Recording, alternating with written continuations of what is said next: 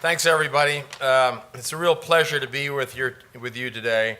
I want to thank everybody for attending and taking the time out of their day. But this is an important announcement, and this is our community hospital. Since Providence Tarzana changed hands 8 years ago, Providence Health and Services has made a tremendous investment in upgrading and modernizing this facility. And now Providence is going to make a very significant reinvestment in the redesign and expansion of this community hospital.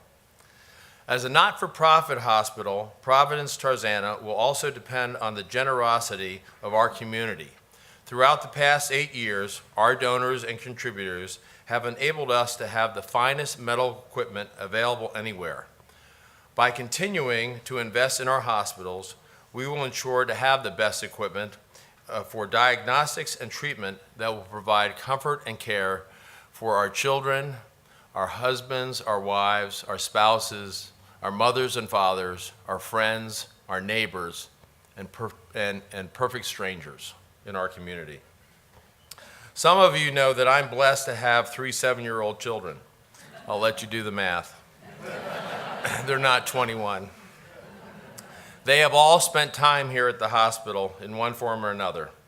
In fact, for a while we were spending so much time at the emergency room, I was fully expecting somebody on the emergency room staff to say, you know, Mr. Ferguson, you really need to start bringing donuts. But we've been so thankful for the people here, because as nice as it is to have a grade A facility and the best equipment, it's really the people that matter. It's our physicians, the nurses, the medical staff, and the rest of the people at Providence that make compassionate care come alive.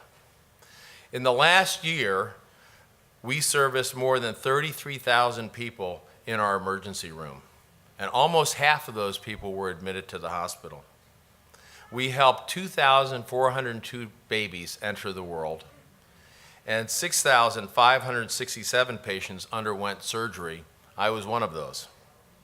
And outside our walls, Providence provided nearly $169 million of care to the poor and vulnerable across the LA basin. This is truly living our mission that goes back almost 160 years. There's an old story about the Sisters of Providence that really resonated with me. Back in the 1800s, when the Northwest was being pioneered, the sisters were supporting a number of local communities with their mission to bring health care to the needy. One day, one of the sisters went into town to ask for donations in the local community. As she went around, she held out her hand hoping for contributions. At one point, she put out her hand and a man spat in it. Her response was instructive. She wiped off her hand, put it right back out, and said, "That was for me. Now how about something for the sick?" The courage, dedication, tenacity, persistence, energy, and love to be able to face such challenges seem monumental to me. Our challenges are not nearly as severe, but a huge challenge nonetheless. And with the help of people like you and others in our community, we will have a great new medical center.